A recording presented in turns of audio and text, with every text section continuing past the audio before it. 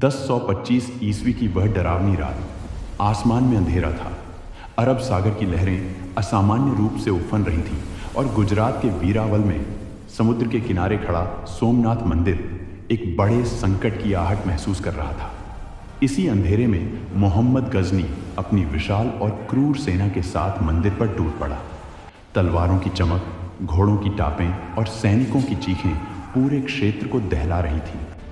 मंदिर का अपार खजाना बेरहमी से लूटा गया और उस पवित्र शिवलिंग को तोड़ने की कोशिश की गई जिसे भक्त युगों से भगवान शिव का साक्षात रूप मानते आए थे।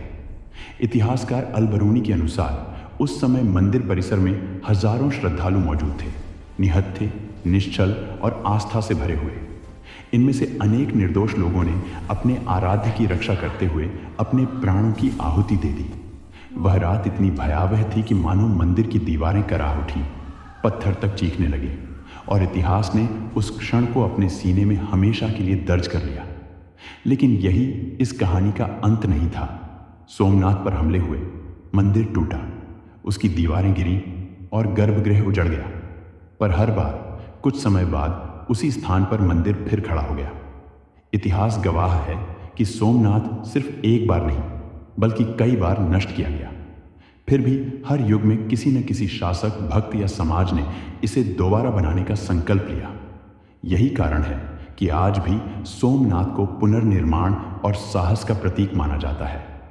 इसी जिद, इसी आस्था को देखकर लोगों को यह महसूस हुआ मानो कोई अदृश्य शक्ति इस स्थान की रक्षा कर रही हो। हालांकि इतिहास इसे मानव प्रयास और श्रद्धा का परिणाम मानता है, लेकिन श्रद्धालुओं के लिए यह सिर्फ संयोग नहीं है। यहीं से एक बड़ा सवाल जन्म लेता है, क्या सोमनाथ केवल पत्थरों से बना एक मंदिर है या इसमें कोई ऐसी शक्ति है जो समय, आक्रमण और प्राकृतिक आपदाओं को भी मात देती रही है? सोमनाथ भगवान शिव के 12 ज्योतिर्लिंगों में पहला माना जाता है। इसी कारण इसका धार्मिक महत्व अन्य सभी शिवधामों से अलग है। यह केवल पूजा का स्थान नहीं बल्कि इतिहास, आस्था और रहस्यों का संगम है। लोक कथाओं और कुछ प्राचीन ग्रंथों में यह भी कहा जाता है कि यहाँ का शिवलिंग कभी भूमि को स्पर्श किए बिना गर्भगृह में स्थित था। कुछ लोग इसे ईश्वरीय चमत्कार मानते हैं, तो कुछ इतिहासकारों और विद्वानों का मानना है कि यह प्राचीन भारत की उन्नत निर्माण तकनीक और संतुलन विज्ञान का उदाहरण हो सकता है। आज भी इस प्रश्न का कोई स्पष्ट उत्तर नहीं है और शायद यही रहस्य सोमनाथ को साधारण मंदिर नहीं बल्कि एक जीवित इतिहास बनाता है। एक और रहस्य जिसकी चर्चा सदियों से होती आ रही है वह है श्यमंतक मणि।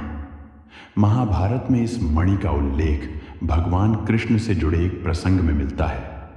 ग्रंथों के अनुसार यह एक अत्यंत मूल्यवान और विशेष मणि थी जिसे अपार संपत्ति और शक्ति से जोड़ा गया है। लोक कथाओं में यह मान्यता भी मिलती है कि श्यमंतक मणि को सुरक्षित रखने के लिए किसी समय इसे सोमनाथ मंदिर के गर्भगृह में या उसके आसपास छुपाया गया था। हालांकि इस दावे का कोई ऐतिहासिक या पुरातात्विक प्रमाण आज तक नहीं मिल पाया है, इसलिए इतिहासकार इसे आस्था और परंपरा से जुड़ी कथा मानते हैं, न कि प्रमाणित तथ्य। इसी तरह सोमनाथ से जुड़ा एक और तथ्य 2020 में सामने आया जब IIT गांधीनगर के विशेषज्ञों ने आधुनिक तकनीक की मदद से मंदिर क्षेत्र की जांच की। इस दौरान ग्राउंड पेनिट्रेटिंग रडार के माध्यम से मंदिर के नीचे एक 3 मंजिला प्राचीन संरचना के संकेत मिले। यह ढांचा कितना पुराना है, किस काल का है और किस उद्देश्य से बनाया गया था, इन सवालों के उत्तर आज भी स्पष्ट नहीं है। कुछ विशेषज्ञ इसे पूर्ववर्ती मंदिरों के अवशेष मानते हैं, तो कुछ इसे किसी प्राचीन स्थापत्य या आधार संरचना का हिस्सा बताते हैं। फिलहाल न तो श्यमंतक मणि की मौजूदगी सिद्ध हो पाई है और न ही उस भूमिगत ढांचे का पूरा रहस्य सुलझ सका है। लेकिन यही अधूरी जानकारियां सोमनाथ को केवल एक ऐतिहासिक स्थल नहीं बल्कि शोध और जिज्ञासा का एक जीवित केंद्र बना देती है। कुछ लोग मानते हैं कि यह चंद्रदेव के समय का हो सकता है, तो कुछ इसे किसी गुप्त मंदिर का हिस्सा मानते हैं। मंदिर के पास एक बाण स्तंभ है जिस पर 6ठी सदी का शिलालेख है। इसमें लिखा है कि यहाँ से दक्षिण दिशा में अंटार्कटिका तक कोई जमीन नहीं है। आज आधुनिक विज्ञान भी यही मानता है।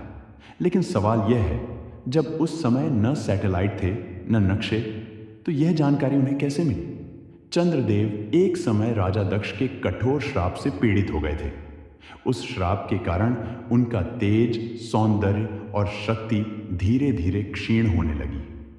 दुखी और निराश चंद्रदेव ने देवताओं से मार्गदर्शन मांगा।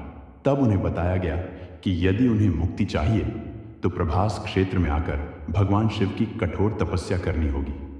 चंद्रदेव यहीं आए और दिन रात शिव जी की आराधना में लीन हो गए। उनकी भक्ति से प्रसन्न होकर भगवान शिव स्वयं प्रकट हुए और उन्हें वरदान दिया। दक्ष का श्राप पूरी तरह समाप्त तो नहीं होगा, लेकिन चंद्रमा हर महीने घटेगा और फिर बढ़ेगा। इसी वरदान से चंद्रमा के घटने बढ़ने का चक्र बना, जिसे आज हम शुक्ल और कृष्ण पक्ष के रूप में जानते हैं। कृतज्ञ चंद्रदेव ने यहीं एक दिव्य शिवलिंग की स्थापना की और भगवान शिव से प्रार्थना की कि वे इस स्थान पर सदा विराजमान रहें। शिव जी ने उनकी प्रार्थना स्वीकार की और तभी से यह ज्योतिर्लिंग सोमनाथ अर्थात चंद्र के नाथ कहलाया। कथाओं के अनुसार यह मंदिर हर युग में अलग अलग रूप में बना। सतयुग में यह सोने का था, त्रेता युग में चांदी का और द्वापर युग में चंदन की लकड़ी से निर्मित। हालांकि वे प्राचीन रूप आज दिखाई नहीं देते, लेकिन उनकी स्मृति आज भी सोमनाथ की दिव्य शक्ति में जीवित है। इतिहास में इस मंदिर पर 17 से अधिक बार हमले हुए, लेकिन हर बार यह और भी मजबूत होकर खड़ा हुआ। 1951 में सरदार वल्लभ भाई पटेल और राष्ट्रपति राजेंद्र प्रसाद के प्रयास से सोमनाथ मंदिर को फिर से भव्य रूप में बनाया गया। आज यह मंदिर भारत की आस्था, संस्कृति और साहस का प्रतीक है। हर साल 20 से 30 लाख श्रद्धालु यहाँ आते हैं। कहते हैं, सोमनाथ के दर्शन से मन को शांति मिलती है और जीवन को नई ताकत। सोमनाथ सिर्फ पत्थरों से बना मंदिर नहीं है, यह उस विश्वास की कहानी है जो टूटता है फिर उठ खड़ा होता है। तो सवाल यही है, क्या यह सिर्फ इतिहास है या कोई ऐसी शक्ति है जो आज भी इस मंदिर की रक्षा कर रही है? अगर आपको ऐसे ही रहस्यमयी, सच्ची और सनातन कथाएं पसंद हैं, तो हमारे चैनल को अभी सब्सक्राइब करें, क्योंकि यहाँ हम सिर्फ कहानियाँ नहीं सुनाते, हम इतिहास, रहस्य और आस्था तीनों को जिंदा करते हैं। हर हर महादेव।